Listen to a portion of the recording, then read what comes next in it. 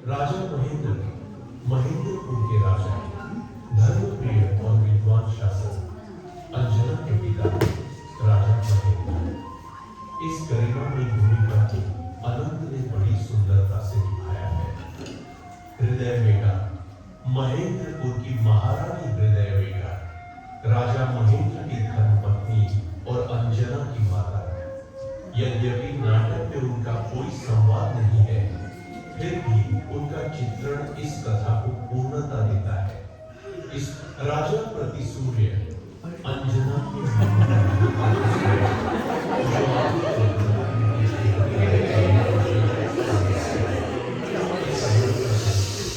गंभीरता से निभाया है। महामंत्री, राजा महेंद्र के दरबार के महामंत्री जो विवाह के विषय में अपना परामर्श देते हैं, इस भूमिका को इति ने बखूबी निभाया है।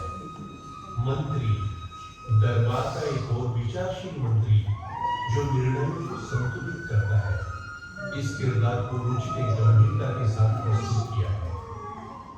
राजा प्रहलाद, पवन जय के पिता और एक विवेकशील राजा, जिनके निर्णय ने अंजना और पवन जय के मिलन की राह खुली। इस किरदार को कार्तिक ने सशक्त रूप से प्रस्तुत किया है। रानी केतुमती, महेंद्रपुर की महारानी केतुमती, जिनके संदेह और कठोर निर्णयों से अंजना के जीवन की दिशा बदल गई। इस भूमिका को प्रियंका ने भावपूर्ण तरीके से प्रस्तुत किया है। सखी बसंत अंजना की सबसे करीबी सहेली, जो हर परिस्थिति में उनका सहारा और हौसला बनती है। इस संवेदनशील भूमिका को सिद्ध ने सुंदरता से निभाया है। सखी विश्वकेशी, अंजना की सहेली विश्वकेशी, जिनकी ईर्ष्या भरी वाणी ने पवन जय के मन में अशांति और संदेह उत्पन्न किया। इस प्रभावशाली भूमिका को पूजन ने जीवन किया है। प्रहस्त, राजकुमार पवन जय का प्रिय मित्र और सहयोगी, जो हर समय उनकी सहायता और मार्गदर्शन करता है। इस भूमिका को आत्मीयता के साथ अतिशय ने निभाया है। सारथी, राज दरबार में आदेश का पालन करता है, भले ही उसके हृदय पर कितना भी बोझ क्यों न हो। इस भूमिका को दर्शक ने सच्चे भाव से निभाया है।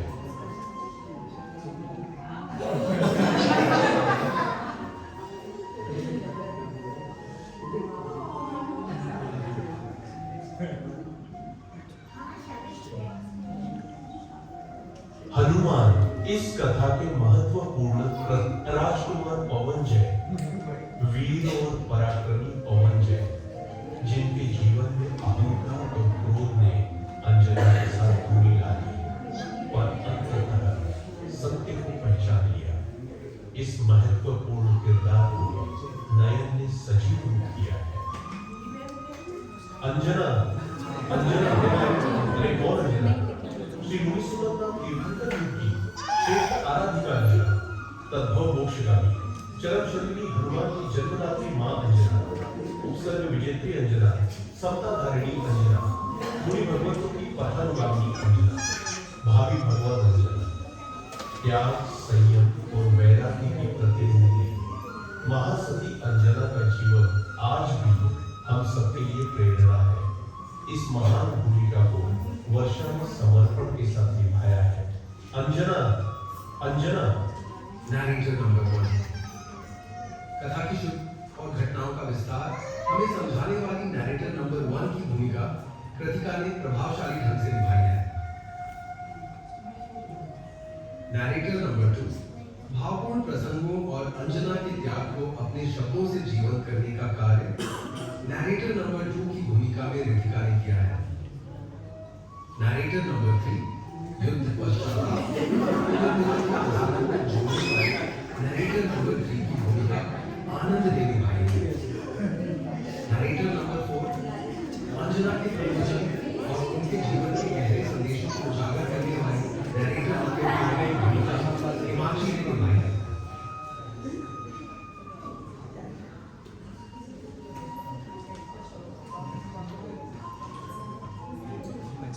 जय जिनेंद्र जो अपनी आत्मा को आधार बनाते ऐसे ज्ञानी सारे जगत के लिए आधारभूत हो जाते हैं। शासन नायक भगवान महावीर की दिव्य देशनामे से लघुवंश पौराणिक कथा में से चुना गया यह महासती अंजना का जीवन चरित्र आपके कर कमलों में प्रस्तुत है। महासती अंजना श्रेष्ठ आराधिका और शील शिरोमणि उपमा से प्रसिद्ध है। साधिका सती अंजना को जब सासू केतुमती ने कलंकित समझकर क्रूरतापूर्वक निकाल दिया और माता पिता ने भी शरण नहीं दी, तब भी अंजना अशरण नहीं है। उन्हें सदा ही शुद्धात्मा और पंच परमेष्टि की शाश्वत शरण हर समय उपलब्ध है। ज्ञानी जन प्रतिकूलताओं में वैराग्य जगाते हैं। आज यह प्रस्तुति समर्पित कर हम अत्यंत प्रसन्नता का अनुभव कर रहे हैं। अत्यंत प्रेरणादायक और वैराग्यवर्धक इस कथानक का सभी लाभ है और जीवन धन्य बनाए। आत्मबल प्रकट करने और कर्मों से लड़ने की प्रेरणादायी चरित्र है। जय जिनेंद्र। जय जिनेंद्र सभी।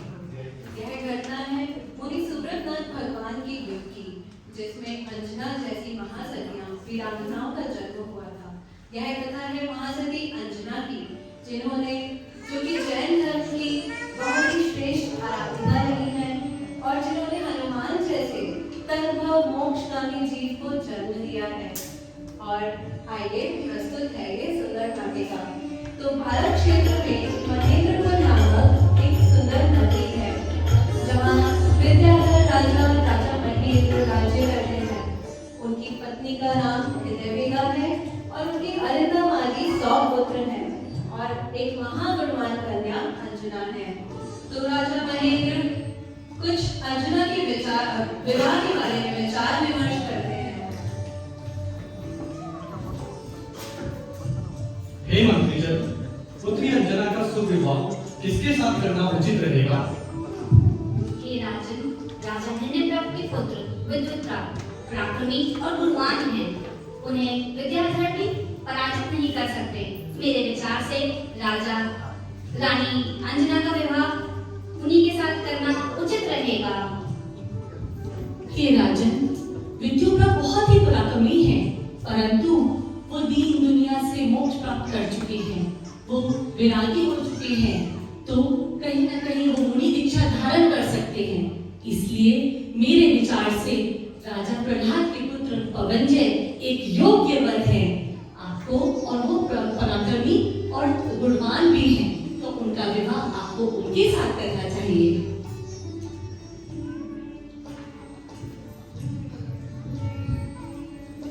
एक बार अष्टानिका महापर्व का समय था। राजा महेंद्र अपनी पुत्री अंजना के साथ कैलाश पर्वत की वंदना हेतु आए हुए हैं और उधर राजा प्रहलाद अपने पुत्र पवनंजय के साथ कैलाश पर्वत की वंदना हेतु आए हैं। तभी दोनों परिवारों का मिलन होता है और राजा महेंद्र राजा प्रहलाद से कहते हैं,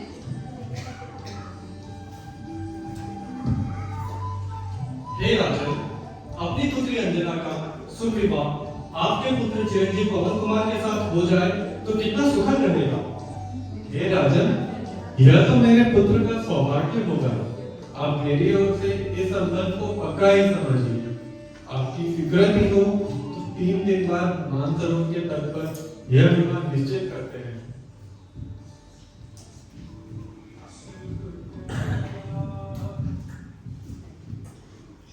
मित्र प्रहस्त, अंजना अपनी सुंदरता के लिए प्रसिद्ध है। 3 दिन का विरह मुझसे सहा नहीं जाता। आप ही कुछ उपाय बताएं। हे राजन, शील भी कुछ उपाय करते हैं। चलिए मित्र।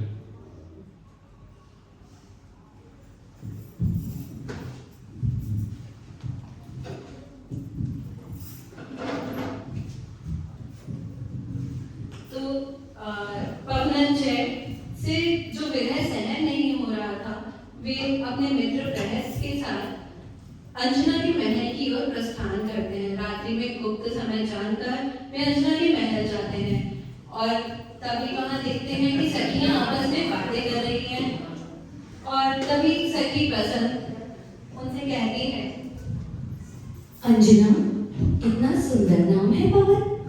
तुम बड़ी ही सौभाग्यवती हो कि तुम्हारे माता पिता ने पवन कुमार जैसा वर तुम्हारे लिए चुना है। मैंने सुना है कि बड़े ही पराक्रमी और भव्य आत्मा है। हाँ सखी, तो नाम सुनने मात्र से ही तुम इतना शर्मा रही हो। विवाह के पश्चात न जाओ, हमारा क्या होगा?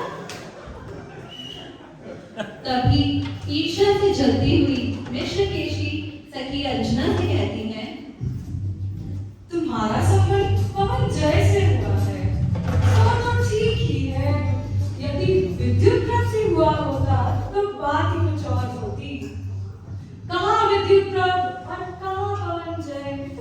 तुम्हें तो याद ही होगा कि पहला विचार तो विद्युत प्रभ का ही था, पर महाराज को जब पता चला कि वह मुनि बनेंगे तो विचार छोड़ दिया। बट विद्युत प्रभ जैसे महापुरुष का सहयोग कुछ समय के लिए हो तो वह भी अच्छा ही है। अपने विचारों में मग्न अंजना ने तो मिश्रकेशी की अमर्यादित वचनों को सुना भी नहीं था, किंतु पवनंजय इस बात से क्रोधित हो जाते हैं और वे तलवार निकाल लेते हैं। मित्र प्रहस्त, अंजना ने इन अमर्यादित वचनों पर कुछ भी नहीं कहा। शायद वो मुझे पसंद नहीं करती। यह बहुत अन्याय है। हे राजन, आप कृपया शांत हो जाएं। हम यहाँ गुप्त रूप से आए हैं। आप कृपया करके अभी यहाँ से चलिए। ठीक है मित्र, मैं उसे सबक जरूर सिखाऊंगा। देखो देखो परिणामों की विचित्रता। कहाँ तो पवनंजय को अंजना का एक समय में विरह सहन नहीं हो रहा था, और कहाँ अब अंजना का मुख देखना भी उन्हें असहनीय प्रतीत हो रहा है। वाह रे वाह संसार। पवनंजय क्रोधित होकर वहां से विवाह अपना संबंध तोड़ने का निर्णय करते हैं, परंतु परिवारजनों के समझाने पर वे विवाह के लिए राजी तो हो जाते हैं, परंतु उनके मन में एक विरोध रहता है।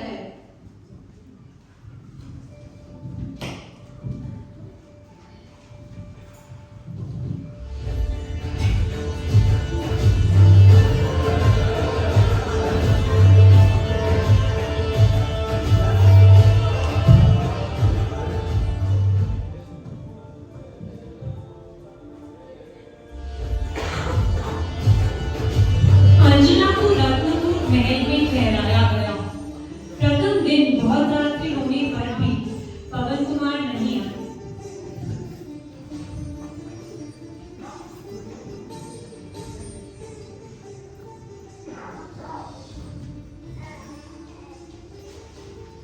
सखी, पवन कुमार के बिना बड़ा ही सुना सुना लग रहा है। हाँ सखी, पवन कुमार के बिना मन तो नहीं लग रहा है, लेकिन अब हो सकता है ये मेरे पूर्व भाव का ही फल है। मुझे तो अब देव शास्त्र गुरु के प्रति ही अपना जीवन समर्पण करना है। मुझे तो मोक्ष मार्ग पर ही चलना है। धन्य हो तुम जो इतने दुख सहने के बावजूद भी कषाय गरी और विरक्त श्याम स्वभाव में हो। कभी अंजना की आंखों में आंसू देखने मिलता, तो कभी वह अद्भुत आत्मशक्ति से प्रेरित होकर प्रभु के चरणों में अपने आप को समर्पित कर देती थी। अनादि काल से जीव को इस विश्व में भटक रहा है। इस बार यदि हमने जिन शासन को प्राप्त करने का पुरुषार्थ नहीं किया तो कब करेंगे?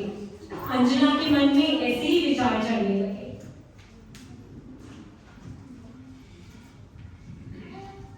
एक बार महाराज रावण और राजा वरुण के बीच में युद्ध होता है। इस युद्ध में सहायता के लिए पवन कुमार को बुलाया जाता है।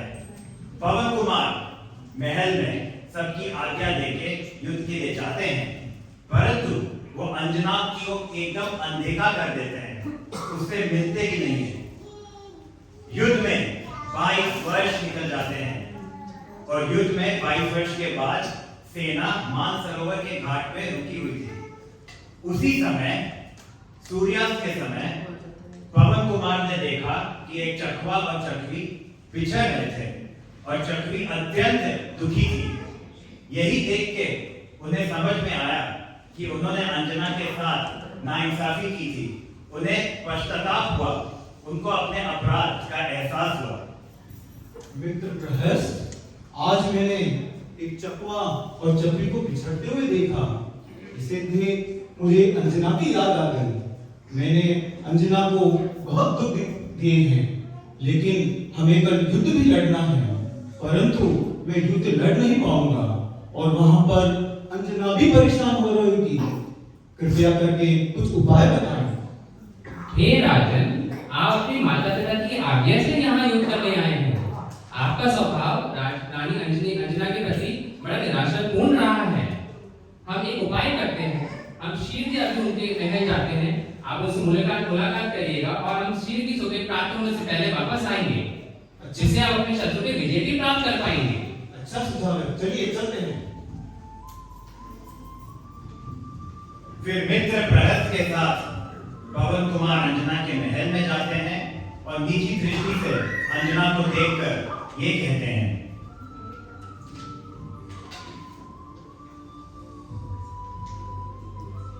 अंजना, मैं तुमसे क्षमा चाहता हूँ, मुझे माफ कीजिए। आपको समझने में मुझे 22 वर्ष लग गए। मेरे अहंकार ने आपको समझने नहीं दिया। हे आर्य, ऐसा नहीं है, इसमें आपका कोई दोष नहीं है। यह तो मेरे कर्मों का ही फल है। हो सकता है पूर्व भाव में मैंने वीतराग भगवान को भगवान में जरूर दोष देखा होगा, इसी का ही फल है। आप किंचित दुखी ना हो। बहुत अच्छा कहा अंजना। क्या मेरे विचारों का एक पल भी आप विचलित नहीं हुए? ऐसा नहीं है, विचलित तो हुआ, मन तो बहुत दुखा, लेकिन यदि ऐसा एक विकल्प भी यदि हम मेरे भाव में आते तो मैं मोक्ष के प्रति आगे कदम नहीं बढ़ा सकती।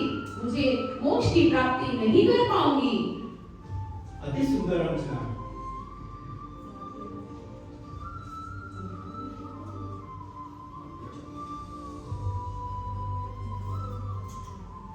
अंजना, रात बीत चुकी है, अब मुझे युद्ध के लिए प्रस्थान करना होगा, इसलिए मैं आपसे आज्ञा लेकर प्रस्थान करना चाहता हूँ।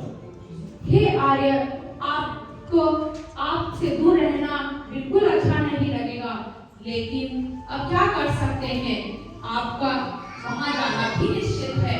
लेकिन मैं एक बात जरूर कहूंगी कि आप युद्ध लड़ें, लेकिन धर्म को ना छोड़ें। सिंहासन से बड़ा तो धर्म है। आप हमेशा धर्म के मार्ग पे चलना। अवश्य अंजना, धर्म ही हमारा सच्चा सहारा है।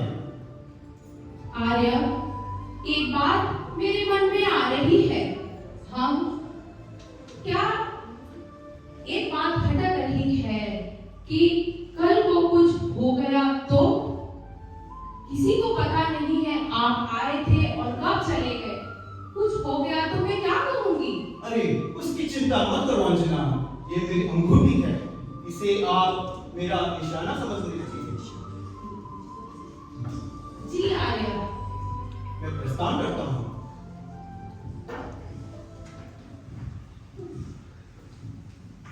अंजना पवन जी का इंतजार करती हैं, लेकिन पवन जी के आने के कोई संकेत नजर नहीं आ रहे हैं। और उधर अंजना के गर्भावस्था होने के चिन्ह प्रकट हो रहे हैं शरीर में। तभी सास केतुमती और अन्य लौकिक जन बिना कोई कारण जाने उन पर आरोप लगाने लगते हैं और नहीं जान पाते कि पवनंजय आए भी थे या नहीं, परंतु वे उनको अनादर और उपेक्षा की दृष्टि से देखने लगते हैं। और सास केतुमती अनेक विलाप प्रलाप करती हैं और राजा प्रहलाद से अंजना को सजा दिलवाने के लिए सारा वृतांत सुनाती हैं और राजा प्रहलाद से अनुमति ले लेती हैं कि अंजना को उनके पिता के घर महेंद्रपुर भेज दिया जाए। क्या अंजना गर्भवती है? राजा की आज्ञा से अंजना को रथ में बैठाकर महल से बाहर छुड़वा दिया जाए।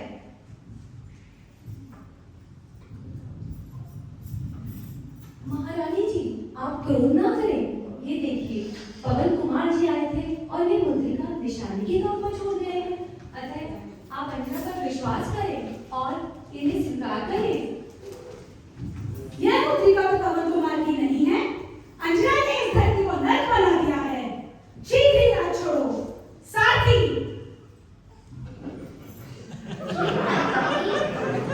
इस दुष्ट को इसकी सखी समेत रथ में बैठाकर इसके पिता के महामहिम को छुड़वा दिया जाए। शीघ्र करो। जी महारानी, जैसा आपकी आज्ञा।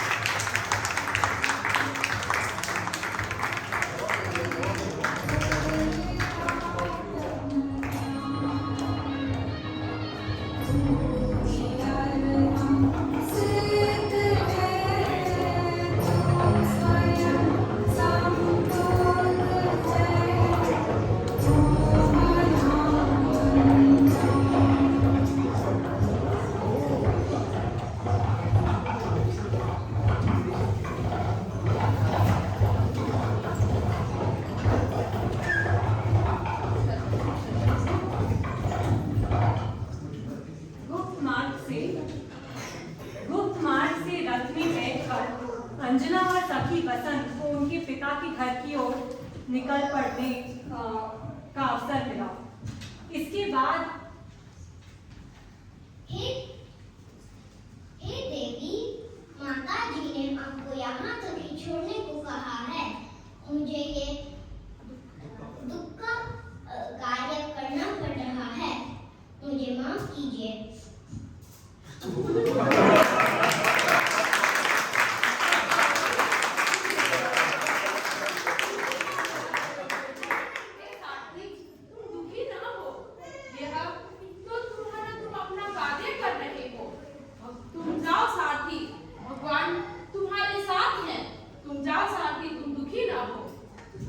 जी महारानी।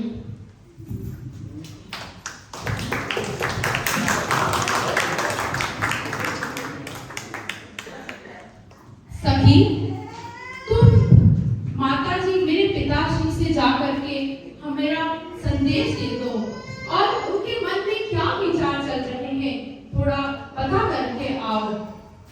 ठीक है अंजना, मैं जाके उनके मन की बात जानकर आती हूँ।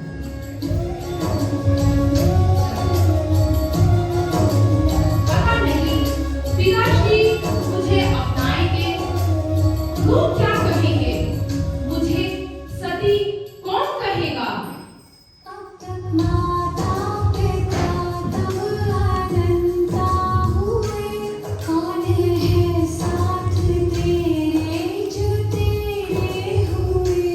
फिर भी इस भाव में रिश्तों से इतना जुड़ा। एक क्षण का विरह भी सहन ना हुआ। किसी बाकी जो रिश्ते बनाए। प्रेम किसके लिए तू लौटाए। धन्य धन्य वो क्षण कब आए। जब भीतर मेरा ख्याल।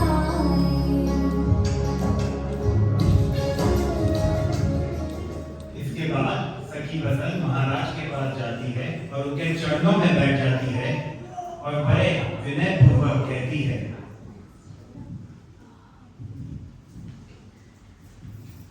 महाराज, अंजना बड़े ही संकट में है और आपसे सहायता की उम्मीद चाहती है।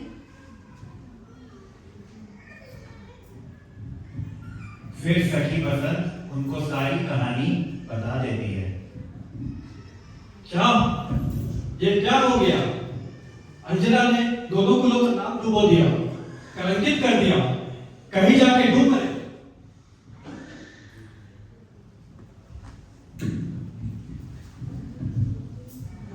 सखी बसंत को निराशा दे दे अंजना सब समझ पास आती हैं और बोलती हैं, सखी, मुझे पता चल गया पिताजी ने मुझे नहीं अपनाया। अब हम इस युग में दुख के कारण, लोग अज्ञान के कारण दुखी हो रहे हैं। मुझे तो अब आगे बढ़ना है, निर्ग्रंथ मुनिराजों की शरण में जाना है। चलो सखी, हम इस नगर को छोड़ दें। अंजना, तुम निराश ना हो, क्योंकि ये जो संकट तुम्हारे ऊपर आया है वो अल्पकालीन समय के लिए ही है। क्योंकि तुम जैसे धर्मात्मा जीव के ऊपर दीर्घकालीन समय तक तो कोई दुख रह ही नहीं सकता। परंतु अब हम कहाँ चले? जहाँ निर्ग्रंथ मुनिराजों का वास है, हम वहीं चलेंगे। हम जंगल की तरफ चलेंगे सखी।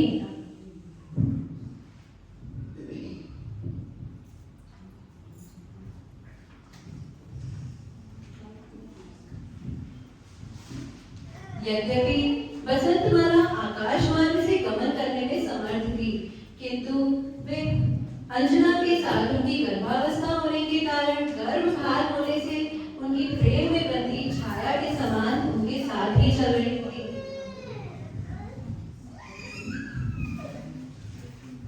सखी, तुम दुखी ना हो, क्योंकि हम जल्दी ही इस संकट से उभरने वाले हैं।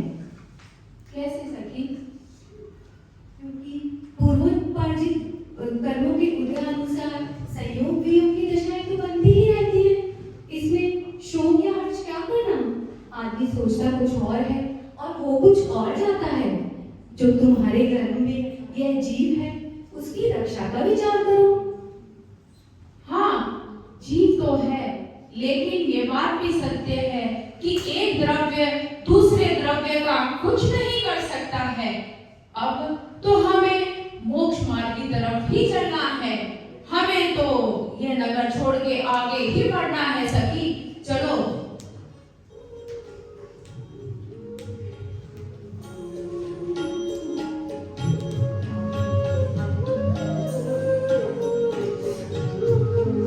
लगता है तुम्हारे पाँव में चोट लगी है।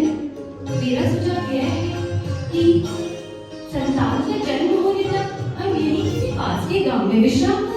नहीं सखी, हमें तो आगे ही बढ़ना है, हम न रुके सखी। चलते चलो तुम। सखी देखो, वहाँ वन दिख रहा है, तुम जाके देखो, वहाँ निर्ग्रंथ मुनिराजों के दर्शन हो सकते हैं। देखो सखी। हाँ, लगता है यहाँ किसी मुनिराज का निवास है।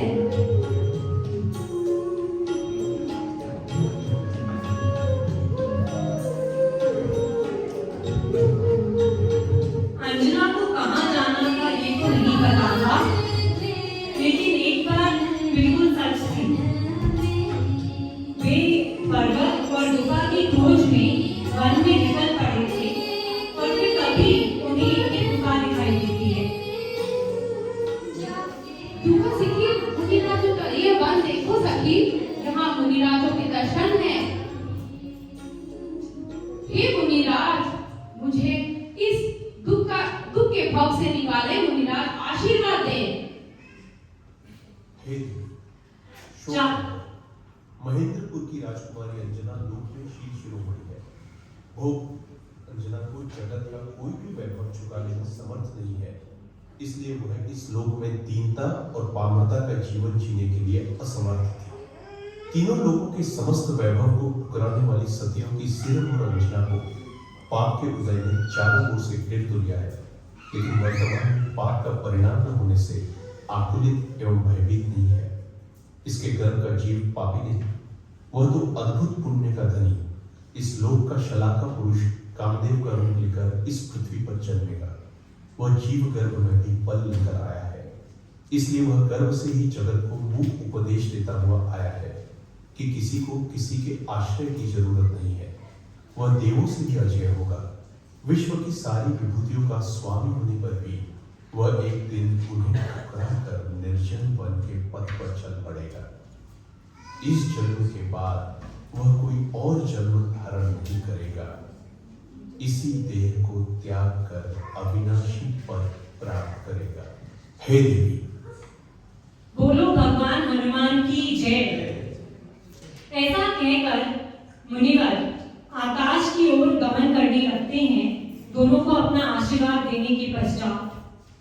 तभी अंजना गुफा में दिखती है और बड़ी प्रसन्नता से कहती है, देख सखी, भव्य सुप्रसाद का होगा। विराजमान प्रतिमा है। हम धन्य है सखी, हम धन्य है। यह तो हमारा सौभाग्य है सखी, हम धन्य है। जय बोलो मुनि सुव्रत नाथ भगवान की।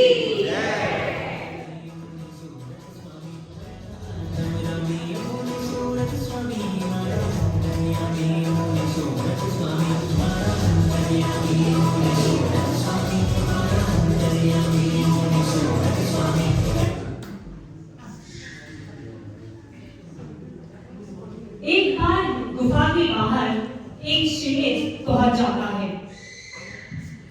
अंजना और सखी प्रसन्न दोनों इस शेर को देखकर समझते हैं कि मृत्यु निकट ही है और इसलिए वे ध्यान में लीन हो जाते हैं।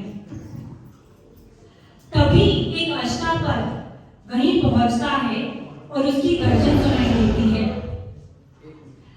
तब शेर भी सोचने लगा कि यह मेरे सामने मुझसे टकराने वाला कौन आ गया है। इसके बाद शेर और अष्टापर के बीच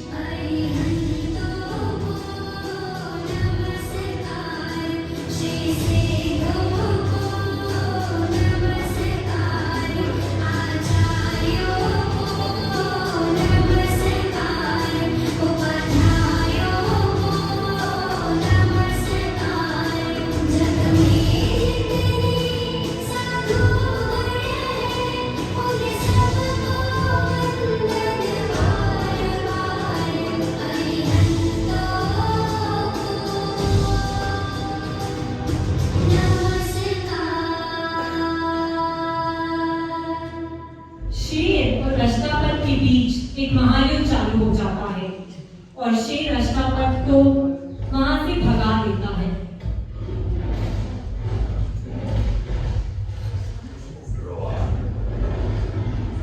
वास्तव में उस गुफा में मैनीचूल नामक एक गंधर्व देव रहते थे और उन्हीं ने इस उपसर्ग को दूर करने के लिए अष्टापर का रूप धारण कर लिया था। कुछ समय बाद यहीं पर अंजना ने भगवान बालक हनुमान जी का जन्म लिया। बोलो भगवान हनुमान की जय। एक बार राजा प्रतिसूद अपने विमान पे बैठकर गुफा के ऊपर से जा रहे थे। वहीं उनका विमान अटक गया। जब उनका विमान अटका और वो नीचे देखे, उन्होंने देखा कि दो महिलाएं और एक बालक नीचे थे। वो बड़े आश्चर्य हुए। उन्होंने नीचे उतरे और उन तीनों से उनका परिचय पूछा। बेटी, आपका परिचय क्या है? जी, ये महेंद्रपुर की राजकुमारी अंजना और मैं इनकी सखी वसंत हूँ। बेटी, माफ करना, मैं आपको पहचान न सका। नहीं मामा जी, इसमें आपका कोई दोष नहीं है। ये तो मेरा सौभाग्य है कि आप मुझे इस वन में ढूंढ पाए, आपसे मुलाकात हुई। आइए मामा जी, आहार ग्रहण कीजिए, फल ग्रहण कीजिए। नहीं बेटी, आपके साथ जो हुआ है उसका प्रायश्चित तो मैं कर नहीं सकता, लेकिन आप मेरे साथ चलिए बेटी। मामा जी, मैं आपको संकट में नहीं डाल सकती। आप दुखी ना हो, हम यही हैं। लेकिन यदि आपको ठीक लगता है तो हम आपके साथ चलेंगे। जो आपको ठीक लगे वो करें। इसके बाद राजा प्रतिसूद, अंजना, उनकी सखी और बालक हनुमान रथ विमान पे बैठकर चलने लगे। विमान की गति तेज होने के कारण बच्चा नीचे गिर गया। राजा प्रतिसूद बड़े हैरान हुए उन्होंने विमान रोका और नीचे उतरे। वो देखना चाहते थे कि बालक ठीक है कि नहीं। वो बड़े हैरान हुए।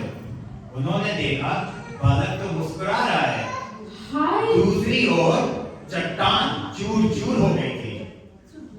हाय, ये क्या हो गया? अंजना, तुम परेशान ना हो। देखो इस बालक को और याद करो मुनिराज की भविष्यवाणी। उन्होंने बोला था यह बालक इसी भव से मोक्ष जाने वाला है। हाँ सखी, बालक स्वस्थ है। बंगुरु द्वीप में भगवान हनुमान का जन्म हुआ, इसलिए उनका नाम हनुमान पड़ा।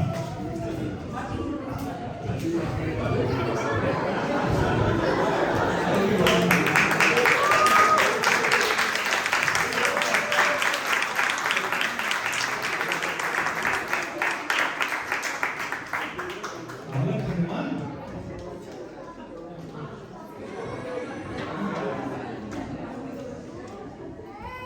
पवन कुमार विजयी होकर राज्य लौटते हैं और सबसे पहले अंजना के महल की ओर प्रस्थान करते हैं, परंतु वे देखते हैं कि अंजना के महल पे ताले लगे हुए हैं।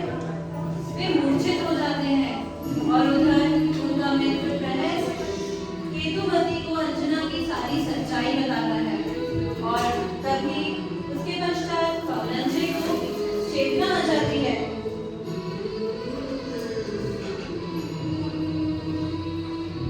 चलिए हम माता से पूछते हैं अंजना कहाँ है?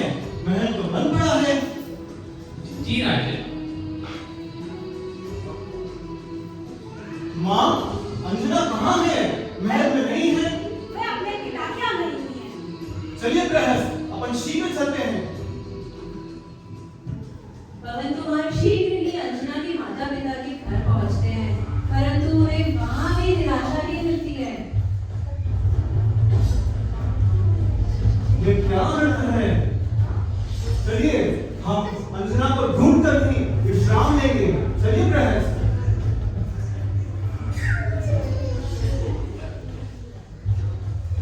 मैं अंजना का मामा प्रतिसूरी। अंजना मेरे घर सकुशल है हनुमान जी के साथ। अंजना ने अन्न जल त्याग कर दिया है और अंजना अपने ज्ञान प्रवेश में रहती है। अंजना आपके पास है? अन्न जल त्याग किया है? चलिए शीघ्र चलते हैं।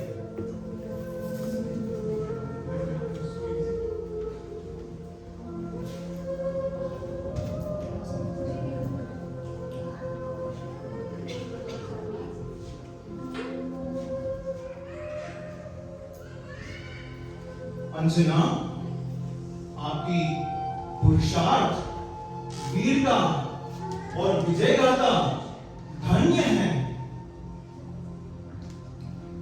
जी आर्य, लेकिन अब मुझे आपके साथ नहीं जाना है।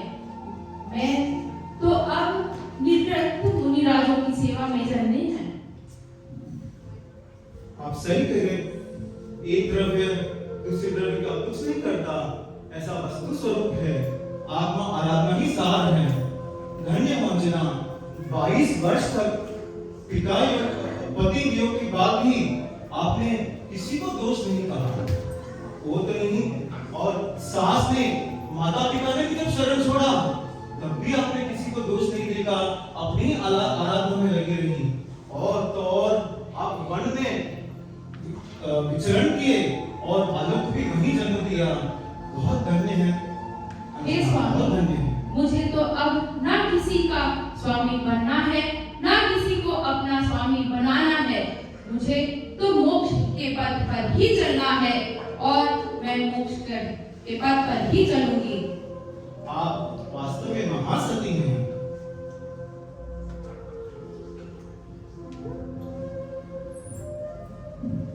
पवनंजय इतने वर्षों के बाद अपने पुत्र हनुमान को देखते हैं और उनका मन उसे देख बहुत ही प्रफुल्लित हो जाता है और वे उसके मित्र के साथ भी क्रीड़ा करते हैं। तभी तीनों अपने राज्य की ओर लौटते हैं और हनुमान तो कामदेव थे। वे उसी भाव से मांगी चुंगी से मोक्ष की प्राप्ति करते हैं और अंजना आर्यता दीक्षा लेकर समाधि वरण पूर्वक देह त्याग देती हैं और उसके पश्चात वे स्वर्ग में देव बनती हैं और वे भविष्य में निर्वाण तक को प्राप्त करेंगी।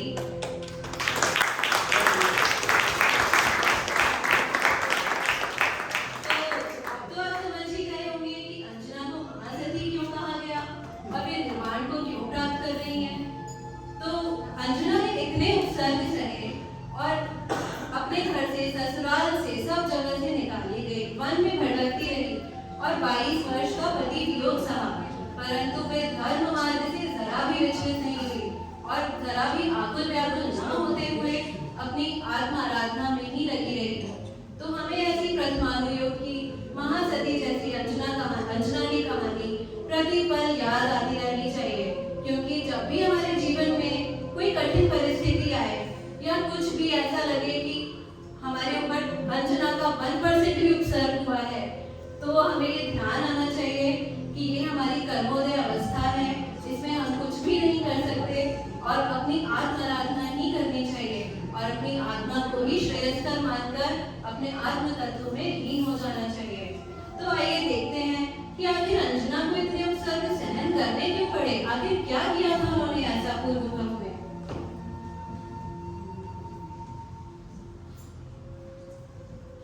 अंजना पूर्व भव में एक पटरानी थी।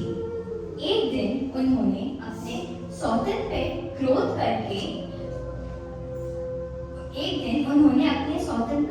करके जिनेंद्र भगवान की प्रतिमा को मंदिर से बाहर निकाल दिया।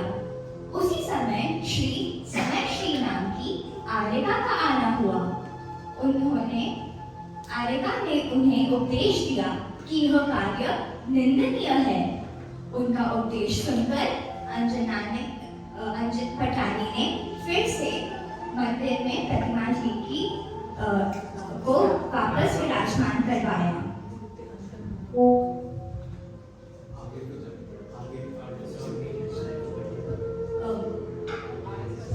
अंजना को 22 वर्ष क्यों सहना पड़ा? जिन प्रतिमा को 22 मिनट तक मंदिर से बाहर निकालने के कारण उन्हें 22 साल तक पति वियोग और कुटुंबीजनों से तिरस्कार सहना पड़ा। अंजना की कहानी हमें धर्म में दृढ़ता प्राप्त करवाती है, जिससे क्रम से मोक्ष की प्राप्ति होगी।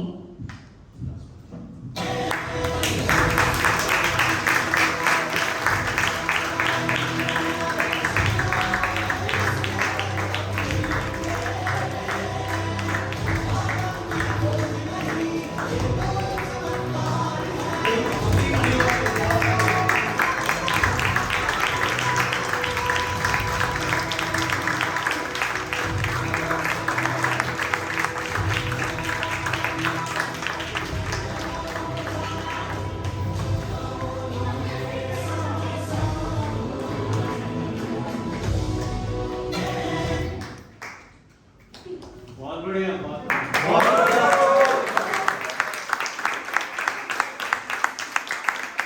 आपने देखा ही होगा जितना एफर्ट कास्ट ने किया उससे 10 टाइम्स मोर जो एफर्ट है ये जो ऑडियो विजुअल इफेक्ट्स विक्रम ने किया।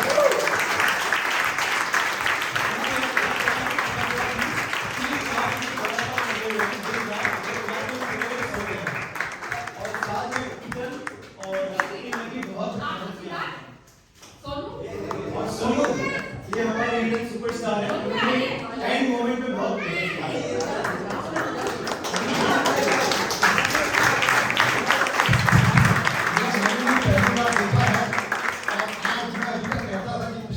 पिछले वर्ष जो कंस्ट्रक्शन पर्व पे जो प्रोग्राम हुआ था वो प्रोग्राम बहुत अच्छा था, लेकिन इस प्रोग्राम तो हमारी कल्पना के बाहर था। आप लोगों ने देखा ये कोई फिल्म की मूवी नहीं थी, ये सब इसने कल्पना करके इसी ने इसको सब बनाया है। और सिद्धार्थ ने विनय ने और सारी टीम ने मिलकर के बनाया है। इसकी जितनी अनुकूलता की जाए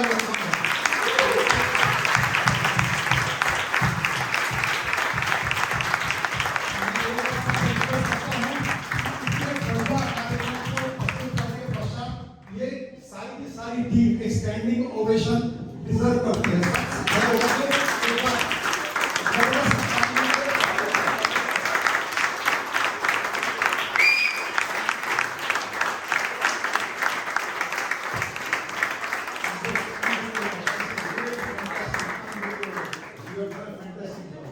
और ये सारा का सारा काम जो काम है कुछ ही दिनों के अंदर में किया गया है। मुश्किल से 2 हफ्ते नहीं 5 दिन 5 दिन